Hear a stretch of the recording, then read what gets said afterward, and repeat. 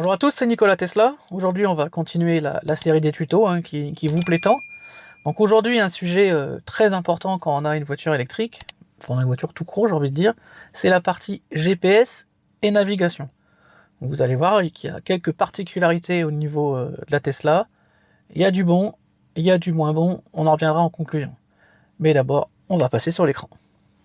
Donc voilà, le GPS se trouve sur la partie droite de l'écran, qui je rappelle était un peu plus grande avant l'ancienne mise à jour. Ça faisait un effet waouh quand les gens montaient dans la voiture, parce qu'on avait un GPS de folie. Donc il est basé, on le voit en bas, c'est pas très bien écrit, mais il est basé sur la navigation Google Maps. D'ailleurs, si on va dans la partie logiciel, on peut voir quand les données de navigation ont été mises à jour.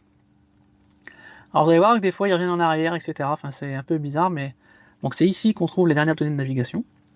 Donc la carte, hyper fluide, hyper souple, enfin vraiment très réactif. Si on compare ça aux anciens GPS TomTom qu'on avait, ça fait très mal. Donc ça c'est la partie carte. Quand la carte apparaît comme ça en fond vierge, en fait il faut cliquer une fois et on fait apparaître des menus. Donc le menu classique de droite qui permet de zoomer ou dézoomer, enfin, je l'ai fait à l'envers, c'est zoomer et dézoomer, mais on peut bien sûr le faire avec le pinch, en pinçant les doigts. On a la partie carte numérisée satellite ou carte classique. Il faut savoir que si vous n'avez pas l'abonnement premium, vous aurez la carte classique, vous n'aurez pas la navigation par satellite, faites la vue satellite. Petit détail, parfois je repasse dans cette vue-là quand je suis en navigation dans une ville que je ne connais pas.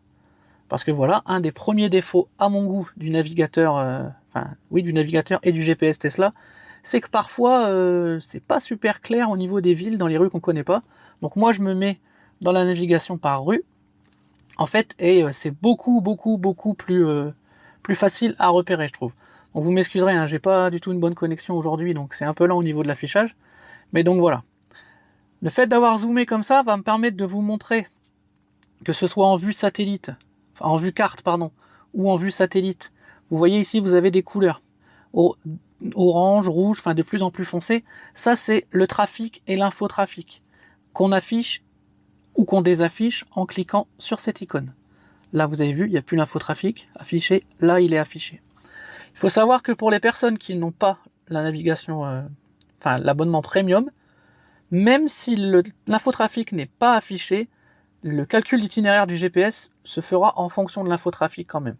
C'est juste que vous ne l'aurez pas à l'écran, vous ne pourrez pas anticiper. Troisième icône très important quand on a une Tesla, c'est le réseau de charge. Quand vous cliquez dessus, il vous affiche les superchargeurs. Alors, petite astuce à savoir, tous les superchargeurs qui sont affichés en rouge vif, avec des numéros là à l'intérieur, sont les superchargeurs que vous pouvez atteindre avec votre charge actuelle. Si je recule, vous voyez que là il y a des superchargeurs qui apparaissent, qui sont un peu grisés, floutés, c'est ceux que je ne peux pas atteindre en une charge. Ils existent, mais je ne peux pas les atteindre en une charge. Ensuite, vous voyez par exemple que celui-ci, il y a un petit icône avec une horloge en fait, et si je clique dessus, je me rends compte qu'en fait c'est parce qu'il n'a plus de borne disponible. Donc il y aura de l'attente, d'où cette horloge. Vous pouvez aussi retrouver, alors je vais essayer de vous en montrer sur la carte, certains qui sont en travaux. Donc par exemple, il y a celui du Mont Saint-Michel, qu'on voit tout doucement ici. Et si on clique dessus, vous voyez, il y a une clé à molette, c'est parce qu'il est fermé en fait, il est en service limité. Donc en fait, les icônes sur les superchargeurs vous renseignent, et ceux où il y a des petits numéros, en fait, c'est tout simplement le nombre de places disponibles. Avant, on avait des petits stèles qui se dessinaient, c'était pas très pratique, il fallait cliquer sur c'était moins visible, on va dire. Là, maintenant, on voit tout de suite qu'il y en a 8, 6, 10, etc. Donc ça, c'est très pratique. Donc ça, c'est pour la partie superchargeur. Maintenant, vous voyez ici, le menu que ça m'a ouvert, j'ai des petits éclairs là. Là, je n'ai que 3 éclairs, parce qu'en fait, il m'a cherché toutes les charges rapides, très rapides, les supercharges en fait. Il n'y a que les superchargeurs qui vont à cette vitesse-là, et éventuellement les Ionity, mais là, il m'a affiché les superchargeurs. Ensuite, vous pouvez aussi aller chercher des bornes de recharge moins puissantes. Donc celle-ci, un peu moins puissante. Alors je vais enlever les premières pour qu'on voit. Donc là c'est des charges 50 kW. Donc vous voyez, alors par contre ça n'affiche pas à l'écran comme sur les superchargeurs les trucs libres, hein, mais ça vous permet d'aller naviguer vers une charge à 50 kW. Dans le même principe, on peut aller chercher des bornes plus petites. Alors attention, hein, c'est loin d'être exhaustif. Ça vaut pas un charge map au niveau de la recherche, mais ça peut toujours dépanner. Et vous pouvez afficher les trois si vous voulez vraiment tout. Moi personnellement, je ne mets que les superchargeurs quand j'en ai besoin. Donc là, on a expliqué un petit peu le menu carte au niveau de la droite. Maintenant, on va partir sur l'onglet vraiment navigation. Et on va voir un petit peu, il y a pas mal de choses à savoir. Et on reviendra sur la carte après parce qu'il y a des petites astuces. L'onglet navigation se passe ici. Bon, vous cliquez sur l'icône, vous avez ça qui apparaît. Donc vous avez domicile, travail, j'y reviendrai juste après.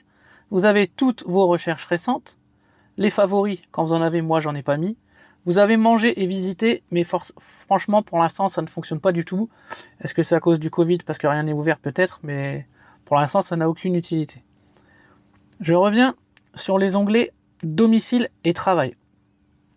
Ce qui est pratique, vous cliquez sur domicile, ça vous envoie directement à votre domicile. Vous avez compris que si on fait travail, c'est la même chose. Ça vous envoie, vous avez vu, je travaille à Fremont, ça vous envoie directement sur vos lieux de travail. Mais il y a plus intéressant que ça au niveau de cette fonction. Donc si vous n'êtes pas chez vous, vous avez juste à swiper du haut vers le bas et ça vous ramène à votre domicile. De la même façon, vous pouvez swiper de la gauche vers la droite, ça vous ramène à votre domicile. A contrario, si vous êtes à votre domicile et que vous faites ça, ça vous amène sur votre lieu de travail. En swipant vers le haut ou vers le bas, ça vous amène à votre lieu de travail. La voiture va sûrement vous poser au bout de quelques temps une question en disant qu'elle pense que c'est votre domicile ou qu'elle pense que c'est votre lieu de travail. Vous pouvez valider en disant oui ou non, mais vous pouvez aussi vous-même rentrer l'adresse du domicile et l'adresse du lieu de travail. En fait, il suffit de rester appuyé sur l'icône domicile et là maintenant vous pouvez modifier le domicile. Et si je fais pareil sur le lieu de travail, je peux modifier en lieu de travail. Quand on veut ajouter un endroit favori, en fait, il suffit sur la carte de trouver un lieu, vous le pointez du doigt, vous restez appuyé, et si vous cliquez sur la petite étoile, vous pouvez l'ajouter en favori. Et donc, dans ma navigation maintenant favori, j'aurai cet endroit-là. Ça peut être hyper pratique quand on est en vacances par exemple, pour mettre un endroit qu'on a bien aimé, auquel on voudrait retrouver, qui n'est pas forcément une rue ou etc. Ça nous permet d'y retourner. Nous on l'utilise souvent quand on fait nos randonnées. Si quand vous voulez supprimer ceci, en fait vous restez appuyé, vous appuyez sur la croix et vous le fermez. La manip que je viens de vous montrer fonctionne aussi pour les recherches récentes. Si vous voulez effacer votre historique de recherche pour une raison qui vous regarde, vous restez appuyé, vous cliquez sur la croix et ça supprime cette recherche. Là pour l'instant, on n'a toujours pas entrée de destination. L'utilisation très souvent d'un GPS, on entre une destination. Donc en fait ça se passe tout classiquement ici. Par exemple, si je veux aller à Toulouse, je clique Toulouse. Non, je vais d'abord, pour que ce soit plus clair, je vais prendre une destination proche. Donc si je vais vous expliquer pourquoi avant. Donc si je veux aller à la cathédrale d'Amiens, je clique, le GPS fait le calcul et m'envoie directement l'itinéraire vers la cathédrale d'Amiens. Avec rue par rue ce qu'il faut faire. Donc vous avez vu, hein, ça redescend tout seul. Alors pour justement, vous voyez, hein, là j'ai un peu galéré, mais le plus simple, c'est de cliquer sur la partie du haut pour ouvrir ou pour fermer. Sur votre lieu d'arrivée avec le portage de batterie, si vous voulez savoir combien vous en aurez au retour, vous cliquez juste sur la batterie et vous aurez le pourcentage estimé après l'aller-retour. Donc ça peut être très pratique et c'est une fonction qui est un peu cachée, mais il y a des gens qui la connaissent pas en fait. Donc là voilà, on a l'itinéraire aller-retour. Ça ne fonctionne bien sûr que si votre batterie vous permet de faire l'aller-retour. Donc là, si je veux retourner en haut, je peux swiper, je reviens en haut, je clique, je raffiche mon itinéraire. Et vous avez vu l'avantage aussi d'afficher l'itinéraire, moi j'utilise souvent, c'est que du coup ça affiche la carte en grand en fait, pour savoir à peu près par où on va passer. Donc ça c'est valable pour les trajets plus longs. Vous pouvez aussi retrouver ce menu grâce à cette flèche. Donc là on a la vue avec le nord vers le haut. Il y a des gens qui préfèrent, moi j'aime pas trop, ça me fait un peu bizarre. Il y a la vue, bien sûr, classique dans le sens de la voiture, et la vue trajet qui permet de voir la carte et qui affiche du coup l'itinéraire. Donc ça, c'est pour quand on fait un itinéraire qui ne nécessite pas de recharge. Par contre, si je veux aller beaucoup plus loin, donc là, je vais retourner à Toulouse. Là, il fait le calcul. Donc Toulouse, j'ai pas mis de rue exacte. Donc là, moi, je lui dis, en général, bah, c'est le centre, hein, dans ces cas-là. Je lui dis, ok, vas-y. Donc il m'envoie au centre de Toulouse. Et là où c'est intéressant, là où il y a la grande force de Tesla, c'est là. C'est qu'il va vous faire passer par les superchargeurs en vous indiquant le pourcentage de charge que vous aurez en arrivant à ce superchargeur, le temps de charge dont vous aurez besoin, ceci à chaque trajet, et il vous dira avec combien de pourcentage vous arriverez à Toulouse, le nombre de kilomètres, et le temps total sera indiqué avec le temps de charge compris. Ensuite, il suffira de lancer sur... Alors moi, c'est écrit navigation autopilote parce que j'ai le AP. Mais vous, ça sera marqué démarrer destination, c'est pareil. J'en profite pour utiliser le petit icône qui est ici pour expliquer le menu du GPS qui est très simple. Donc ici, vous avez l'icône pour monter ou descendre le volume, qui sera accessible aussi à chaque fois que la voie du GPS sera lancée. Vous pourrez modifier avec la molette de gauche de plus fort à moins fort. Attention, il faut vraiment le faire pendant qu'elle parle, sinon vous allez modifier le son de votre autoradio. Navigation automatique, c'est ce que je vous expliquais tout à l'heure, ça vous permet d'aller directement au domicile ou au travail en fonction d'où vous êtes, mais aussi d'aller piocher dans le calendrier si vous avez rentré vos adresses de rendez-vous. Ça fonctionne très bien, c'est super sympa. Vous avez un rendez-vous à 8h à la mairie, vous montez dans la voiture ce matin-là, ça va vous dire est-ce que vous voulez aller à la mairie. Franchement, c'est vachement bien fait. Planificateur de voyage, bah là tout le monde l'utilise parce qu'en fait c'est ce qui calcule les arrêts au superchargeur. Navigation connectée, c'est justement pour qu'il vous modifie l'itinéraire s'il y a des problèmes sur la route, des bouchons, etc., des travaux. Donc vous pouvez choisir à partir de combien de temps il est utile qu'il change votre trajet. Si ça vous fait gagner plus de 10 minutes, il vous fait changer de trajet. Vous pouvez éviter les ferries, bon chez nous il n'y en a pas énormément, et vous pouvez éviter les péages. Regardez bien, quand je vais cliquer sur éviter les péages, il va changer le temps ici. Si j'évite les péages, il refait un petit calcul assez rapide, normalement, hein, et il va me changer le temps. Voilà, on est passé à 10h15. Donc là, vous avez vu, il n'y a pas un énorme écart. Et donc, vous avez dû voir apparaître aussi, parce qu'il faut continuer à swiper un peu. Là, j'ai le temps total, mais je peux avoir le temps juste de route. Donc voilà, quand on clique d'enlever les arrêts recharge, bah, il nous dit que forcément, hein, je ne peux pas arriver à Toulouse, parce que je n'aurai pas assez de batterie pour atteindre ma destination. Donc ce qui paraît assez logique, hein, parce que Toulouse c'est quand même un peu loin. Donc en fait il faut forcément inclure les arrêts de recharge, et là il va recalculer et il va me remettre les charges. Ce qui est quand même plus logique avec une voiture électrique. Donc quand on enlève les arrêts de recharge, voilà, il nous calcule les kilomètres et le temps sans les recharges et à quelle heure on va arriver. Mais franchement pour moi ça n'a pas vraiment d'intérêt, hein, parce que bah, vous ne pouvez pas y arriver sans charger, donc voilà, pour moi vraiment, moi j'utilise jamais cette fonction personnellement. Donc là on arrive sur un point délicat en fait, parce que je dis que c'était le point fort de Tesla, de vous amener d'un point A à un point B en faisant passer par les superchargeurs, en estimant votre consommation, etc. Oui, c'est un gros point fort. Mais en même temps, c'est très très très perfectible. Je m'explique. Là vous avez vu, je n'ai pas pu programmer en fait un itinéraire. C'est-à-dire qu'il a forcément pris la charge que j'avais aujourd'hui, à l'instant T. Je ne peux pas lui dire, je pars demain à Toulouse, je partirai avec 100% de batterie, calcule-moi l'itinéraire. Ça, il ne sait pas le faire. Autre chose, il ne sait pas non plus inclure d'étapes. Je ne peux pas lui dire, voilà, je vais à Toulouse, mais j'ai envie de passer par Tours, Limoges, Toulouse. Il ne sait pas le faire. Ensuite, il optimise, on va dire, entre guillemets, un peu les charges, mais parfois il nous fait faire des trajets de 3h, 3h30. Ça m'est déjà arrivé l'été. Moi, je ne roule jamais 3h, 3h30. Je préfère m'arrêter un peu plus souvent. Et ça, il n'est pas non plus capable de le faire. Autre chose qui pour moi est la pire, j'ai envie de dire, vous voyez, il me fait arriver à Toulouse avec 16% de batterie. Parfois, on arrive même avec juste 10% de batterie.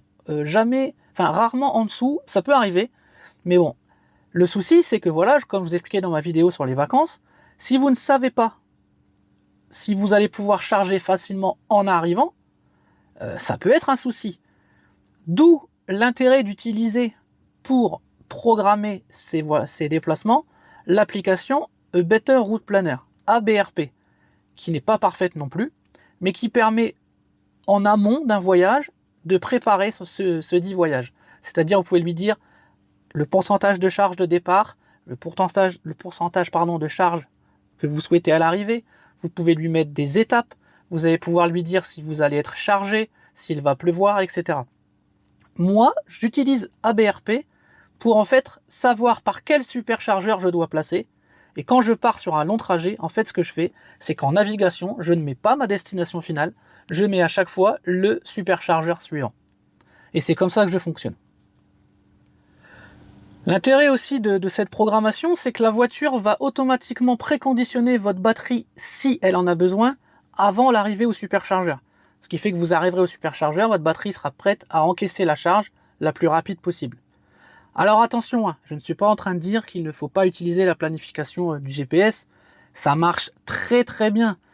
Le seul défaut, c'est que voilà, on ne peut pas vraiment le personnaliser comme on aurait envie. C'est-à-dire que, ou alors on y va à 100% de confiance, c'est-à-dire que le matin, on part, on met l'itinéraire et on suit, on ne cherche pas à comprendre. Par contre, je vous dis, moi parfois, elle me fait faire de trop longs trajets.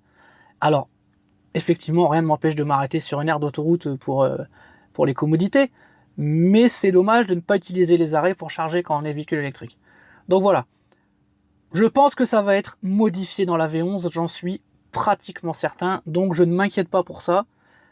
La chose qui est quand même très bien, c'est l'estimation à laquelle vous allez arriver au superchargeur, c'est quand même très fiable. Si vous respectez les limitations de vitesse, c'est vraiment très fiable.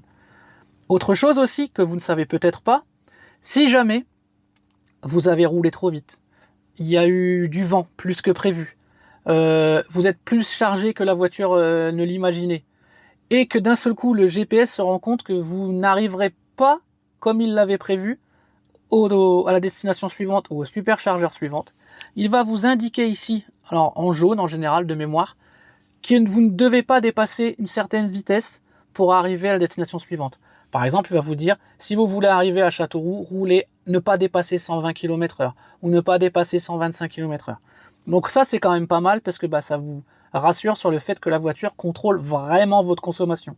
C'est-à-dire que si elle vous dit que vous pouvez arriver, vous pouvez lui faire confiance, il n'y a aucun souci. Alors, une autre façon aussi d'envoyer un itinéraire à la voiture, c'est de passer par votre téléphone. En fait, il suffit d'aller sur Google Maps, vous choisissez un itinéraire, d'accord? Donc, moi j'ai tapé un itinéraire, peu importe lequel. Vous faites, alors bon, si vous voulez, je vais vous remettre un autre itinéraire. Donc voilà, je veux aller là. Le départ, on va mettre ma position. Et une fois que l'itinéraire est calculé, vous avez les 3 petits points sur le côté. Vous cliquez dessus et vous pouvez faire partager l'itinéraire. Et là, on voit qu'il y a l'app Tesla qui apparaît. Je clique dessus, ça envoie l'itinéraire à la voiture. Et là, comme c'est un grand itinéraire, il n'a pas affiché l'itinéraire complet, il a affiché uniquement l'endroit où je voulais aller. Je clique dessus et il va me faire l'itinéraire lui-même. Donc là, voilà, ça peut être pratique pour l'envoyer avant d'arriver à la voiture. Si jamais vous ne voulez pas oublier, voilà, vous dites, ah, il faut que j'aille là, vous l'envoyez à la voiture. Donc par contre, si vous voulez faire un itinéraire qui ne nécessite pas de supercharge, vous pouvez envoyer, et là il va s'afficher directement sur la voiture, comme sur votre Google Maps en fait. Voilà, donc là il est en train de calculer, hop, il affiche l'itinéraire exactement comme sur le Google Maps. Donc ça c'est quand même super sympa. Ensuite, autre chose de sympathique aussi, c'est que si vous faites une recherche internet, par exemple je cherche au hasard ACC automobile, je tombe sur la page Google, où je peux faire l'itinéraire. Je peux appeler itinéraire, etc. Donc je fais itinéraire. Donc là il calcule, je vais partager mon itinéraire avec la voiture. Donc là forcément il y a des arrêts au superchargeur. Mais regardez, ce qui est intéressant sur l'application, c'est qu'il m'a affiché le site que je cherche, vous pouvez y aller en navigation, vous pouvez les appeler, et vous pouvez aussi, s'ils ont un site web, ouvrir directement la page web. Et donc vous voyez, vous arrivez sur la page web que vous avez cherchée. Donc ça, c'est une petite astuce sympathique. Et donc là, si je clique sur naviguer, eh ben, il va me refaire le calcul et il va m'emmener directement au magasin. Dernière petite astuce qui nous a servi, nous, pendant les vacances, c'est que voilà, si vous voulez aller à un endroit particulier et que le GPS, en fait, vous fait prendre des axes et vous ne passerez pas par cet endroit-là, vous pouvez cliquer et rester appuyé et lui dire d'aller à cet endroit-là et il va vous y emmener. Où que soit cet endroit d'ailleurs. Vous cliquez, il vous y emmène. Alors bien sûr, il faut quand même qu'il y ait des routes. Il ne va pas vous emmener au milieu d'un champ. D'accord? Il va vous emmener au plus près où il y a une route de l'endroit où vous avez dit. Mais ça peut être super pratique quand vous avez envie d'aller un petit peu sur des sentiers un peu perdus. Alors attention de ne pas faire de 4x4 pardon, avec la Tesla, elle n'est pas du tout prévue pour ça, n'est-ce pas Jérôme? Mais voilà, donc plein de petites astuces sur ce GPS. Cette manipulation-là avec le téléphone, pour moi, fonctionne aussi avec Waze. En moins bien, mais fonctionne un petit peu. Bon voilà, ça peut être utile. Vous avez votre itinéraire de planifié, vous pouvez l'envoyer. Mais le mieux, c'est quand même avec Google Maps, forcément, puisque c'est Google Maps qui est intégré à notre GPS. Donc voilà, j'ai fait le tour, je pense, de cette fonctionnalité GPS. Alors, j'ai peut-être été un peu sévère avec lui quand même au niveau de la planification.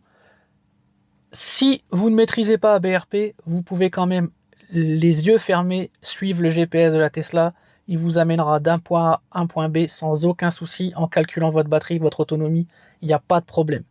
Le seul défaut que je trouve, c'est que voilà, parfois les temps d'arrêt, les temps entre arrêts sont un peu longs et du coup les arrêts en eux-mêmes sont un peu plus longs que ce qu'on pourrait optimiser avec ABRP. Mais ça, vous allez apprendre à le faire vous-même ou vous savez déjà le faire si vous avez déjà votre Tesla depuis un moment. Le défaut le plus grand reste pour moi de ne pas pouvoir lui dire la charge qu'on souhaite à l'arrivée. Ça, c'est quand même un petit peu embêtant. Mais je croise les doigts pour que tout cela, les étapes aussi bien sûr, tout cela soit intégré dans la V11. Les étapes, c'est quand même pratique, parce que du coup, on va le faire soi-même. On va se dire, je veux passer par Bourges pour aller à tel endroit, vous n'allez pas mettre la destination finale, vous allez mettre Bourges. Mais voilà, c'est quand même dommage que pratiquement tous les GPS que j'ai connus, moi, me permettaient de mettre des étapes. C'est dommage que dans une voiture aussi technologique, on ne l'ait pas. Par contre, pour tout le reste, c'est d'une fiabilité incroyable. S'il y a un besoin de recalculer, il vous mettra une limitation de vitesse à respecter, etc. Franchement, c'est top du top. Et la qualité de cette carte, la beauté et la fluidité de cette carte, je peux vous assurer que toutes les personnes qui montent avec moi, qui n'ont pas une Tesla, bavent devant l'écran. C'était encore plus vrai quand c'était plus grand d'ailleurs. Mais ils bavent là même toujours. Donc c'est vraiment magnifique, cette résolution, elle est grandiose. Donc c'est vraiment top du top. Donc voilà, c'est terminé pour ce petit tuto flash sur le GPS et la navigation. Ne vous inquiétez pas, il y en aura encore d'autres. J'ai beaucoup de demandes pour la conduite autopilote, etc. Pour la musique, pour l'application téléphone. Ne vous inquiétez pas, je m'occuperai de tout ça dans les jours qui viennent. Donc voilà, encore un grand merci à tous de me suivre. Merci pour les encouragements. N'oubliez pas les pouces bleus, les commentaires. Et à très bientôt pour d'autres vidéos et d'autres tutos sur la chaîne Nikola Tesla.